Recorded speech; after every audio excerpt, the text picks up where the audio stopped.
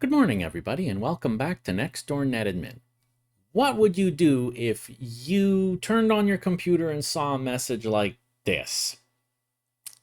I'll tell you, before this week, I had never seen this message, and then I saw this message. It's kind of alarming on first glance. It's red text on a black background, and we've got version check failed, your system's security may be compromised, secure boot version violation. What is this? Okay, so panic aside, because I didn't panic. I happen to know enough to know what this was talking about, but for anybody who didn't know and suddenly got this message, I think they would be freaking out. And honestly, this is an example of the message. Mine was slightly different. I had current version 2.0, but minimum allowed was 5.0. We'll get to that, but it looks a lot like this. And what is it? Well, it's kind of what it says. It's about secure boot. Now, I've talked about secure boot in the past. On a couple of occasions, we've talked about generating a machine owner key for Linux so that you can do some of your own kernel signing and kernel module signing, and it will still work with secure boot. I've talked about how the secure boot certificates are changing in the future, and I mentioned this specifically when I was rebuilding my Windows PE disk because I was creating two versions, one to work with the old certificates in 2011 and one to work with the new certificates in 2023. But this is something new, this is something additional. So I figured, why not just go through the entire process of what secure boot is and kind of how it functions, just to make sure we're all on the same page, and then I'll get to this little thing. So this is a diagram that Microsoft created to kind of show how everything relates. You've got the platform key. This is typically owned by the vendor of the system. So if you have a Lenovo system, this is a Lenovo key. If you have an Asus motherboard, then this is probably an Asus key. You can replace pretty much all of these with your own entries if you want to go full custom, but we'll leave that alone for now. The platform key is most likely the vendor's key. Whoever made that system, whoever's responsible for that system, or for the motherboard if you've built it from parts. Then you get a key exchange key. What is this? Well, it would be kind of problematic for security if the vendor had to sign every single update that came along, particularly since most of these systems will run Windows at some point or another, just by dint of pure market share. So a key exchange key has to be signed by the platform key, so that when it turns on, okay, I've got a platform key, this is my root of trust. It has signed this key exchange key, okay, fine. The key exchange key allows you to exchange keys. Cool. So the platform key, the vendors will sign Microsoft's key exchange key, or KEK, because I'm not going to keep saying key exchange key the entire time. They'll sign the KEK, and then Microsoft, using their KEK, can update these last two sections, the allowed signature database and the forbidden or disallowed signature database. So when a computer with secure boot enabled turns on, it has the platform key in the BIOS. It can use that to verify the signature on the key exchange key, and it can use that to verify signatures on the allowed signature database and the disallowed signature database, so that when it boots, it looks at the bootloader and says, are you signed by something that is in the disallowed signature database, first of all? If it's been forbidden, then it's not allowed to run. If it's in the allowed list and not in forbidden, then it's allowed to run, and your computer starts to boot, and it goes through the entire process, verifying the signatures along the way. And the reason it does this is because if you have a bootloader that's not signed, you don't know if it's trustworthy, you don't know if it's malware, and so for safety, if secure boot is enabled, it will not permit that unsigned firmware, that unsigned bootloader to run. But what if you have a bootloader that was properly signed, but after it's been signed by Microsoft or whoever, you discover that there's a security flaw. There's a bug in it that malware authors can use to just grab this secure bootloader, package it with their malware, and send it out because it's got a proper signature on it. It should work. That's where you get the disallowed or the forbidden signature database. If you have a piece of code, a bootloader that has been signed but has been found to be compromised, you blacklist it. You say, you're not allowed to run. I know you have a valid signature, but you're not allowed to run because you've got a specific problem. Okay, that was how it was supposed to work. In practice, there's only so much space in the BIOS for saving these lists. And there's a lot of bootloaders out there, a lot of them. Like, you have Microsoft's bootloaders, yes, absolutely, but you also have Linux's bootloaders. The Linux shim, for example, is signed by Microsoft. They're signed by their third-party key to say, yeah, this is absolutely allowed out there. And this is mostly a matter of convenience, remember. It could be signed directly by the platform key.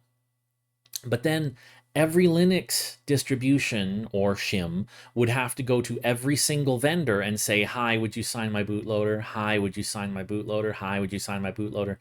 It's crazy. Microsoft already got a KEK in there because Microsoft is large enough by market share to tell the vendors, I want you to include my KEK. I want you to include my KEK. I want you to include my KEK. And so Microsoft's KEK is on all the systems by default. If Microsoft signs the shim for Linux, that's only that's a one-stop thing. You don't have to go to Dell, HP, Lenovo, Gateway, whoever else has systems. You don't have to go to all of them. You just have to go to one person, Microsoft. So the shim is signed by Microsoft, mostly for convenience. So cool, but that means that shim will now load usually a version of Grub or whatever other bootloader you want. If one of them is compromised or it's just not secure enough by modern standards after how many years, all of those individual versions put out by every single distribution of Linux would have to go into the disallowed signature database if it was found to be compromised or if it was just judged to be old code and no longer reliable because the risk is just too great over time as computing carries forward. Okay, so updating this forbidden signature database becomes a little bit of a problem over time because, Secure Boot has been with us for nearly 15 years. There's too many signatures. So taking this and carrying it forward, Microsoft came up with a new technique, and Linux, it's worth pointing out, collaborated with Microsoft to come up with a similar technique on the Linux side, but it was a collaboration with Microsoft. Microsoft has their own thing because they run their own bootloaders and they're going to do their own thing. But the concept is the same on the Linux side. It's just implemented a little differently. So what is this? This is the SVN, or the secure version number.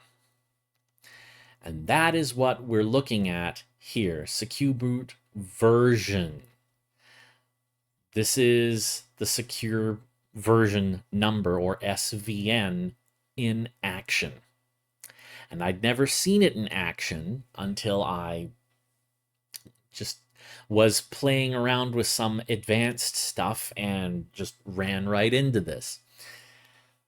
I would hope, under normal circumstances, that this URL would have some useful information. Unfortunately, this URL doesn't go anywhere. Good job, Microsoft. And in fact, that is the complaint right here in their GitHub saying, hey, and look at this. This was opened on July 9th, 2025. Said, this has been at least more than a year since this message has been part of their bootloaders, and they still haven't gotten the URL up and running. And they still haven't got it up and running. It's still an open issue. It's got a label of backlog. Okay, they're like, yeah, we'll get to actually putting information about this online eventually. But fortunately for us, I have already done some research into this over the years. This is actually mentioned in this KB article, 5025885. And it's been out here since May 2023. So this is already, it's been updated along the way, but this is information that's already out there, and it's stuff that I've been looking at.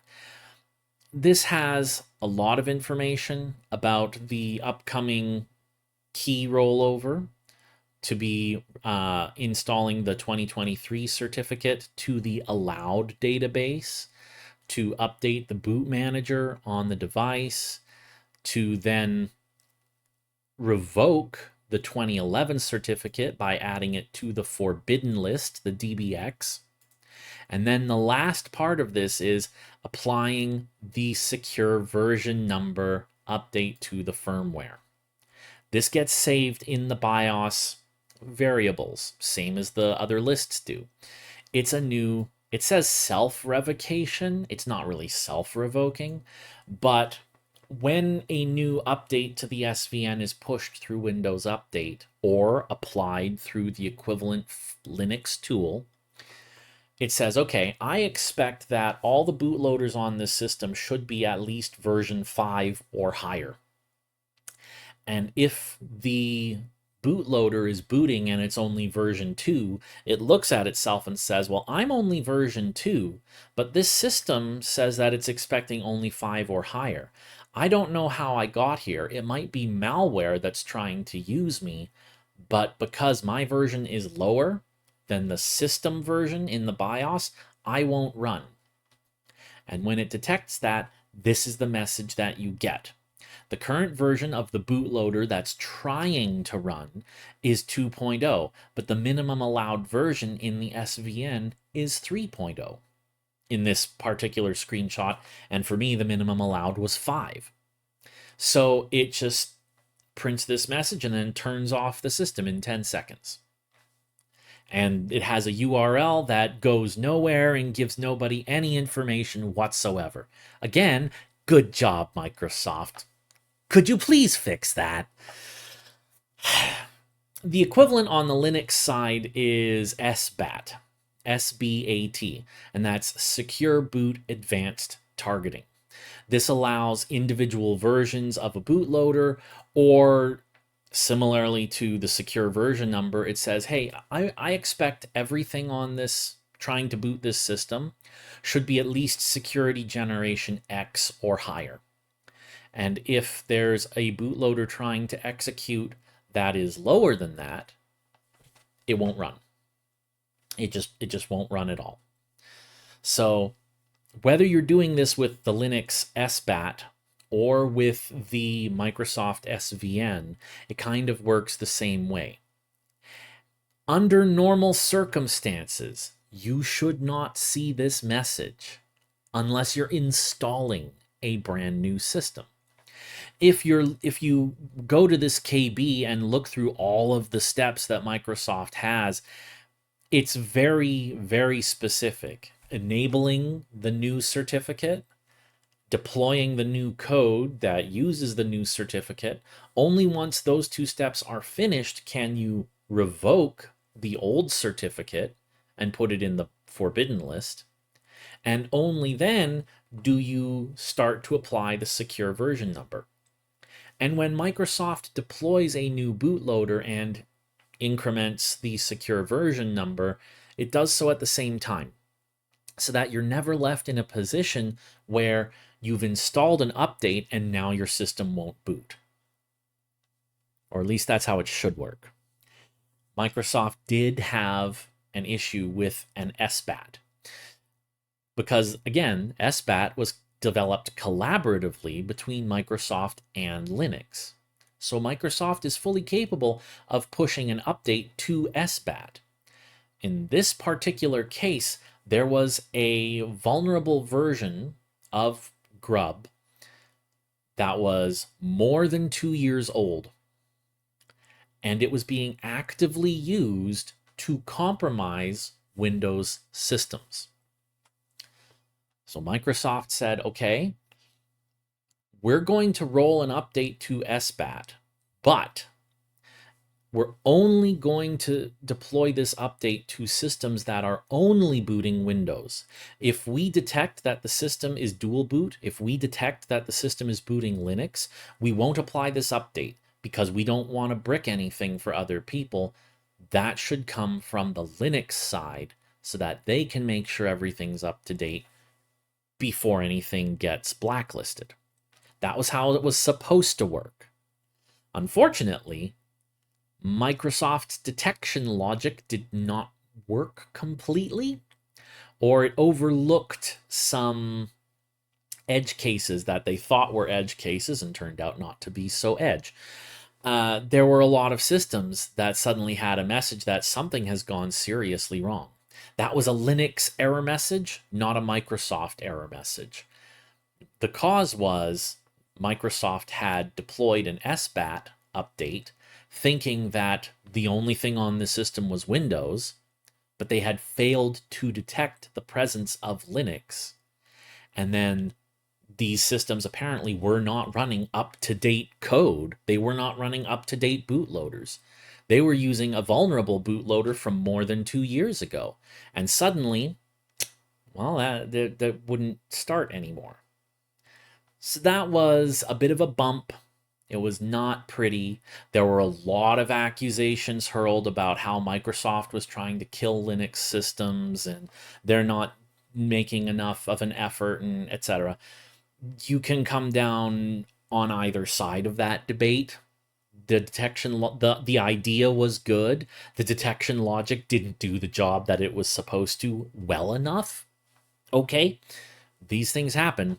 When you're as big as Microsoft and you make a little oopsie, you're going to hit a lot of people and you're going to get a lot of flack for it. That's just because of how big you are. You got to deal with it. But on the Windows side, the SVN should roll out in the same way because they're tied together.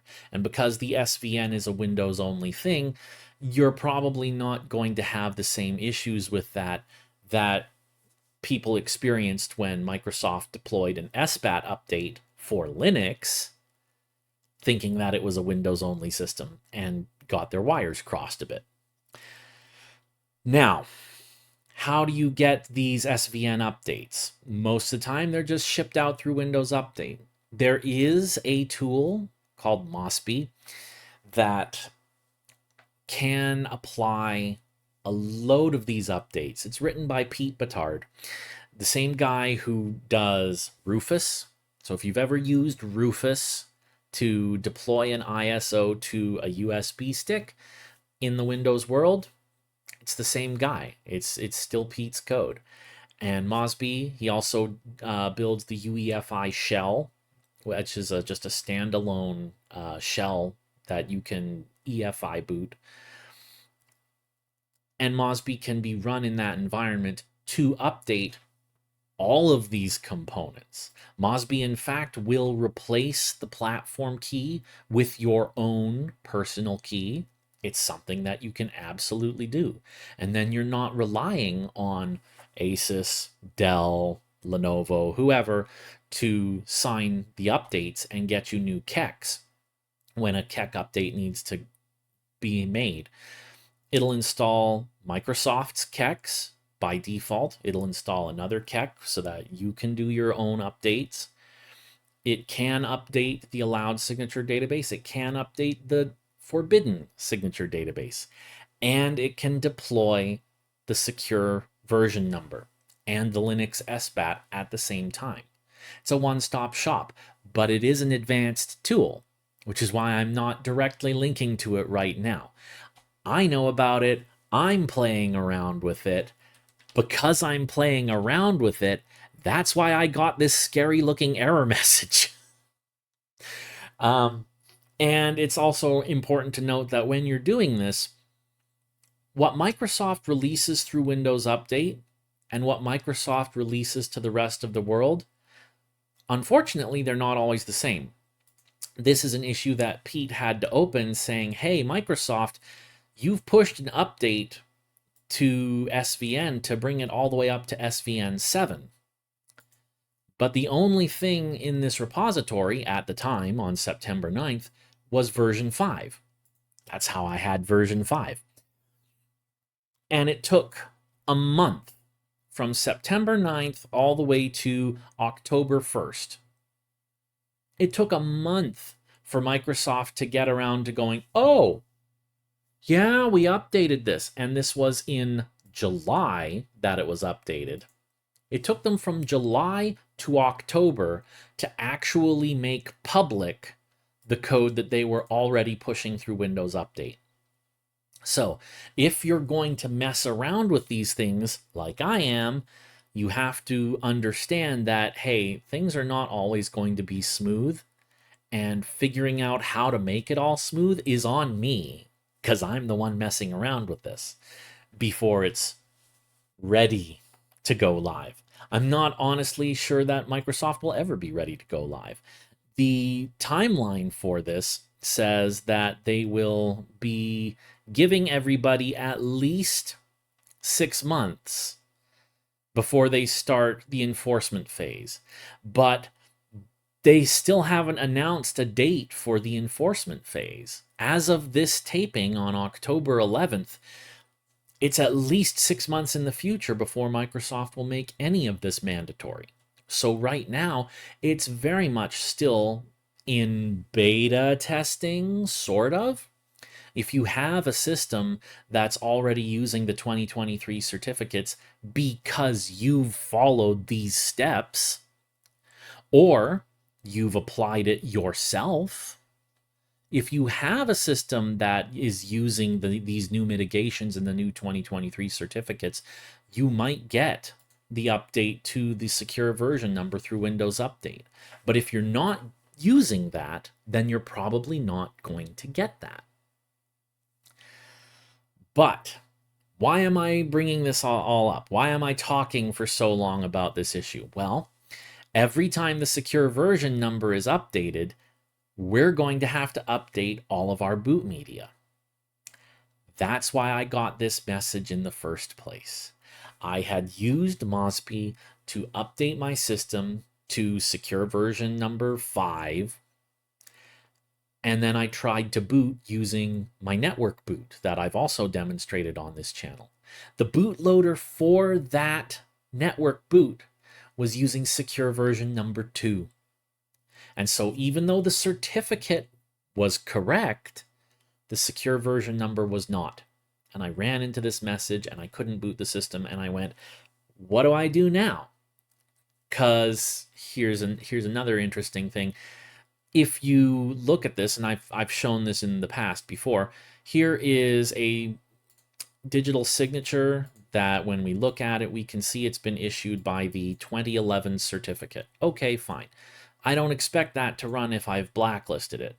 But here's one, the EX variant, has a digital signature, we can see that it's been issued by the 2023 certificate. So this should be good, right? But there's nothing in this digital signature that says what the secure version number is for this executable. And it's not something in details either. You can't see whether this is secure version number 2 or 3 or 5 or 7 or anything. So if that happens, then you're kind of left trying to figure out, okay, what's the newest one of these files, boot manager, firmware, and can I get an updated copy?